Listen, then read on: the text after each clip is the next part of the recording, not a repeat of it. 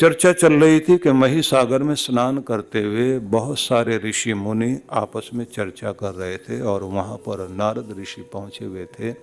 उन्होंने वो चर्चा सुनी। चर्चा में कहा जा रहा था कि बड़ा ही प्रतापी एक राजा धर्मवर्मा रहा है, जो तपस्या कर रहा था, और उस तपस्या करते हुए राजा ने एक आकाशवाणी सुनी। आकाशवाणी में एक प्रश्न किया गया और ये कहा कि राजन, तुम्हारी तपस्या तभी सफल होगी जब तुम इन प्रश्नों का उत्तर खोज सको, इनका उत्तर जानो, तभी तुम्हारा लोक सुधरेगा और परलोक सुधरेगा। तो वह श्लोक को, उस वाणी को जो आकाशवाणी हुई थी, उसको बहुत प्यार से सुनकर उसने हृदय में तो धारण कर लिया, लेकिन उसको उत्तर नहीं मिल पा रहे थे, क्योंकि ये कहा गया था कि दो तो ऐसे इस संसार में कारण हैं धर्म के, दान धर्म के, मतलब इस लोक और परलोक को सुधारने के लिए दो महत्वपूर्ण कारण हैं। और वो जो दो महत्वपूर्ण कारण हैं, एक तो उनको जान लो, और वो कारण जो हैं उनको समझने के बाद ये समझो कि उनके 6 अधिष्ठान हैं, 6 स्थानों पर वो रहते हैं और 6 उनके अंग हैं, और 2 प्रकार के फल उसमें लगते हैं, और इसके 4 प्रकार हैं, 4 तरह का ये है, और इसके 3 रहस्य हैं, 3 भेद हैं।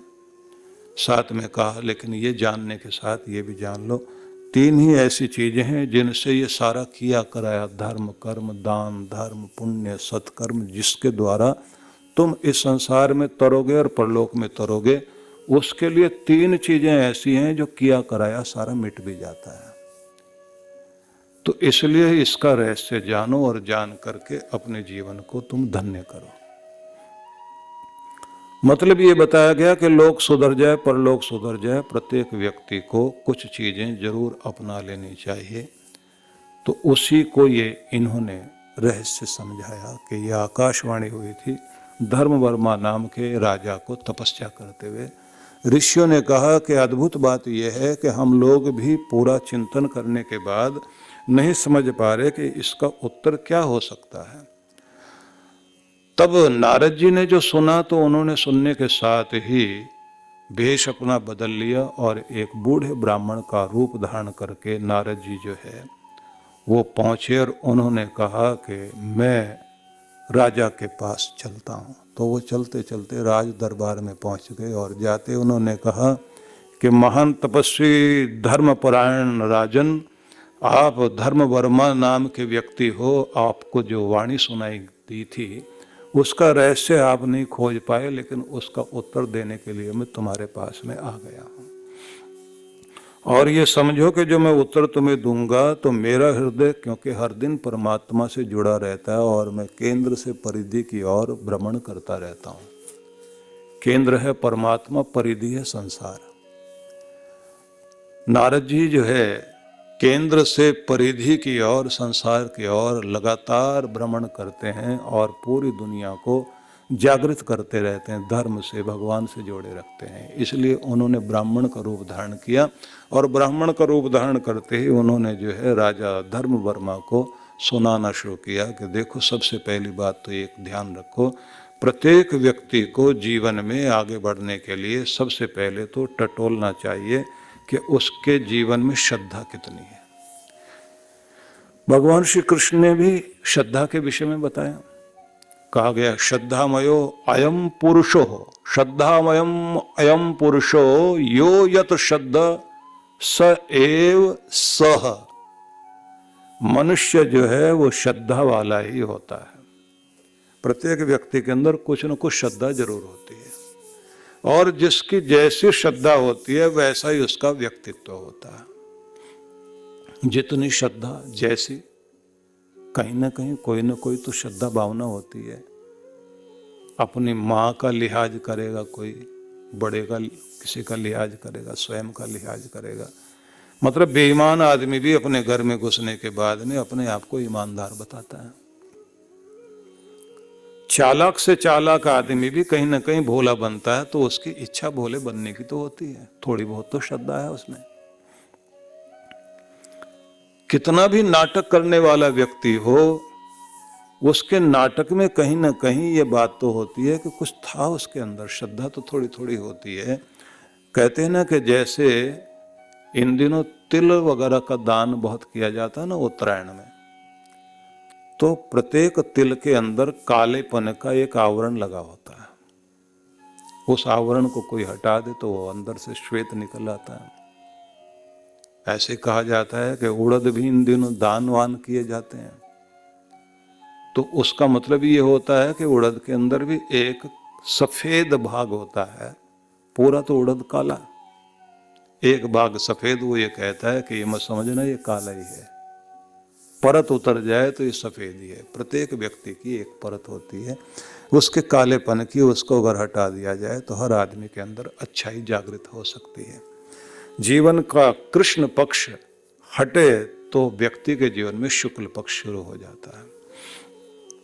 तो उन्होंने ये कहा कि प्रत्येक व्यक्ति के अंदर कहीं ना कहीं श्रद्धा होती है। जो श्रद्धा होती है वही उसकी एक बड़ी शक्ति है, वही भला कराती है उसका, उसी से वो ऊपर उठता है। नहीं तो अगर उसको वो सुला दे, उसको वो खो बैठे तो उस व्यक्ति का पतन हो जाता है। तो उन्होंने कहा कि दो ही कारण हैं ये सारे के सारे धर्म कर्म के, एक तो व्यक्ति की श्रद्धा है और दूसरी बात है कि उसके अंदर की शक्ति, उसका सामर्थ्य, उसके अंदर जो वो जन्म जन्मांतरों में कभी ना कभी कोई ना कोई पुण्य किया हुआ होता है, उसका कोई ना कोई प्रभाव अंदर में रहता है। मतलब अगर हमारे पास एनिमल ब्रेन है, अंदर जानवर वाला दिमाग है, तो कहीं ना कहीं हमारे सत्कर्मों का प्रभाव भी हमारे अंदर है। कोई अगर उसको जगा दे तो कमाल हो जाता है। उंगली माल को कितना भी भयंकर डाकू क्यों ना था, लेकिन उसके अंदर कोई ना कोई श्रद्धा भावना तो रही होगी, तभी तो वो माला बना करके उंगलियों की और देवता को चढ़ाना चाहता है। राक्षस के अंदर भी कुछ ना कुछ बात होती है ना। रावण मरने लगा तो मरते मरते उस व्यक्ति के अंदर प्रभाव कुछ अलग आ रहा था। राम जी ने भेजा लक्ष्मण को और जाकर के कहा जाओ इससे कुछ सीखो। बोले राक्षस को मारने के लिए इतना प्रयत्न किया, मर रहा है तो उससे क्या सीखना। उन्होंने कहा नहीं तुम जाओ। तो भाई की बात मानकर उसके सिरहाने जाकर खड़े हो गए और बोले रावण तुम मर तो रहे हो, लेकिन कोई अच्छी बात हो जीवन में बताओ। नहीं बोला वो उस समय। राम जी ने दोबारा भेजा और कहा कि पहले तो ये बताओ कि वो बोला क्यों नहीं। बोले महाराज बोला ही नहीं। तो तुम कहाँ खड़े हुए थे? बोले हम सिर की तरफ खड़े हुए थे, हमने सोचा धीरे से बोलेगा तो हम सुन लेंगे। उन्होंने कहा कि किसी भी व्यक्ति से अगर कोई चीज अच्छी लेनी है तो विनम्रता का परिचय दो, उसके पांव की तरफ जाकर खड़े हो। लेने वाला नीचे और देने वाला ऊपर। ऊपर बैठा हुआ व्यक्ति नीचे वालों को सुनाया करता है। झरना ऊपर से बहता है, लेने वाला नीचे रहता है। जिस कटोरी में जल डाला जाता है वो नीचे होती है, और जिस घड़े से डाला जा रहा है वो ऊपर की तरफ होता है। तो ये नियम है संसार का। तो वो वहां जाकर के बैठ गए और उन्होंने कहा कि मैं आपसे कुछ जीवन का रहस्य जानना चाहता हूं। तो उन्होंने उस समय 14 बातें बताई। उनमें से एक बात तो यही कह दी कि एक बात ध्यान रखना कि जीवन में कभी भी कल के लिए जीवन को मत जियो, आज पर जियो। भविष्य की योजनाएं रखी रह जाएंगी अगर आज को नहीं संभाला। मैं कल ये कर दूंगा, वो कर दूंगा, मैं ऐसे ही समझता रहा। बीमारी को, शत्रु को कभी भी जो है छोटा नहीं समझो। मैंने छोटा समझ लिया था। और तुम इस बात को जरूर ध्यान रख लेना कि लक्ष्मण, शत्रु का शत्रु तुम्हारा मित्र हो सकता है, उसके साथ संधि की जा सकती है। साथ में उन्होंने ये भी कह दिया किसी से भी झगड़ा कर लेना, लेकिन अपनों से और अपने भाई से झगड़ा नहीं करना। रूठ भी जाए तो मना लेना चाहिए। और ये भी याद रख लेना कि मृत्यु सबके सिर पर सवार है, किसी ने भी काल को वश में नहीं किया, काल सबके वश में है। इंसान कितना भी बड़ा हो जाए और कितने भी ताकत वाला हो जाए, लेकिन एक बात ध्यान रख लेना लक्ष्मण, मारता इंसान को अभिमान है, क्योंकि मालिक को सब कुछ बर्दाश्त है लेकिन उसको किसी का अहंकार बर्दाश्त नहीं है। तो बहुत सारी बातें बताई। उन सारी बातों का मतलब क्या है कि व्यक्ति के अंदर कितना बड़ा राक्षस था। रावण का नाम कितना बड़ा है कि उसको हर बार जलाते हैं लोग, जो है उसका पुतला और बड़ा करते जाते हैं। तो कुछ ना कुछ भावना तो व्यक्ति के अंदर होती है ना। कोई मरते समय जो है सुधरने की कोशिश करता है, कोई पहले सुधरता है, कोई चोट लगने पर सुधरता है, कोई ठोकर लगने पर सुधरता है, कोई बीमारी से उठने पर सुधरता है, कोई जो है धोखा खाने के बाद सुधरता है, कोई अपनों के द्वारा रुला दिया जाए तो उस समय उसके अंदर जो है पीड़ा आती है कि ये दुनिया में कोई अपना नहीं है। उस समय सुधरने की कोशिश होती है। उसी समय कहा जाता है व्यक्ति के जीवन में धर्म आता है। इसको सामर्थ्य कहा गया कि दो ही प्रकार है व्यक्ति के अंदर वो सामर्थ्य जाग जाए जिससे वो धर्म की तरफ चला जाए।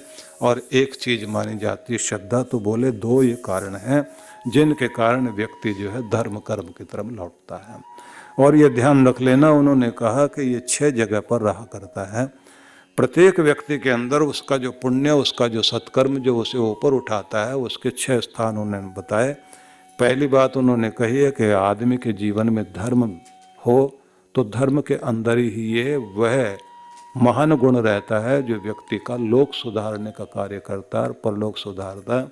तो धर्म के आधार पर व्यक्ति अर्थ कमाए, अपनी कामनाएं पूरी करे कि ये 3 चीजें बहुत महत्वपूर्ण हैं। धन कमाना, लेकिन धन तुम्हें धन्य करे। तुम्हारी इच्छाएं पूर्ण होनी चाहिए, लेकिन तुम्हारी इच्छाओं को तुम जो है विशाल बना दो। केवल अपने बारे में ना सोचते रह जाना, तुम अपने पूरे परिवार के बारे में सोचना, समाज के बारे में सोचना। तुम्हारा ये जीवन दिव्यता से भर जाएगा। जीवन को दिव्य बनाओ, जीवन को स्वार्थी नहीं बनाओ। हो सके तो सारथी बनने की कोशिश करो। जैसे कृष्ण भगवान सारथी बने ना, पूरी दुनिया तो स्वार्थी बनी हुई है। अगर आप जो है सारथी बन जाते हैं, किसी को दिशा दिखाने वाले बन जाते हैं, किसी की नैया पार लगाने वाले बन जाते हैं, किसी की जिंदगी को आप दिशा देते हैं, तो समझ लीजिए उसकी तो दशा ठीक होगी, पर आपका भी लोक परलोक जरूर सुधरता है। तो इसलिए उन्होंने आगे कहा कि धर्म, अर्थ, काम, ये 3 चीजें हैं जिनको पहले ध्यान में रख लीजिए। सब लोग धन कमाना चाहते हैं, लेकिन धर्म अगर जुड़ा रहा तो वो धन जो है धन्य करेगा। इसलिए अपने धन को पवित्र बना लेना बहुत आवश्यक है।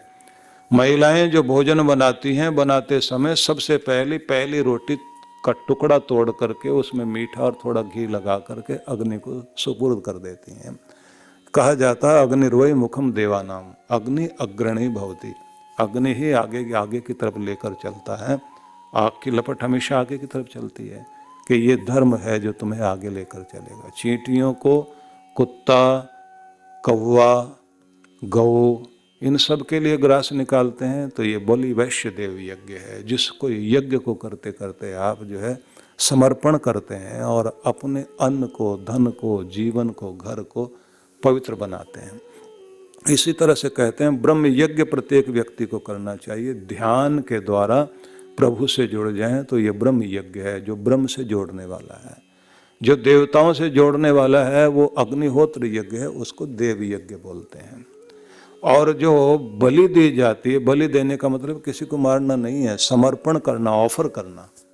किन के लिए? प्राणियों के प्रति दया भाव करना। उसके बाद में यज्ञ माना जाता है कि वो जो अभावग्रस्त हैं, किसी का हाथ नहीं है, कोई अनाथ है, कोई दीन है, कोई दुखी है, उन सब के प्रति आप दया करुणा का भाव लेकर के जो भी सक्षम नहीं है, अक्षम है, उनके प्रति कोई कार्य करना। 5 तरह के यज्ञ माने गए हैं। तो कहा गया है कि अर्थ कमाएं लेकिन जीवन को धन्य बनाएं। धन तुम्हारा तुम्हें धन्य कर दे।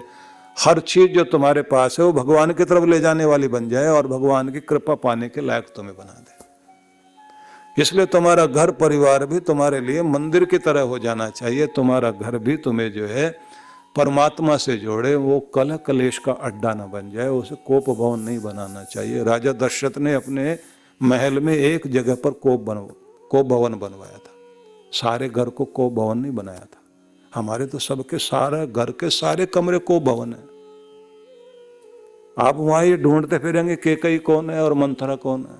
मंथरा वहां ना भी रहती हो तो पड़ोस में रहती होगी, कहीं और जगह से आ जाएगी। मंथरा और शकुनी तो रिश्ता जोड़ ही लेते हैं। महाभारत में शकुनी था, रामायण में मंथरा थी। कोई भी आ जाएगा मंथर गति से आएगा, धीरे धीरे आएगा, कान में धीरे धीरे बोलेगा, मीठा बोले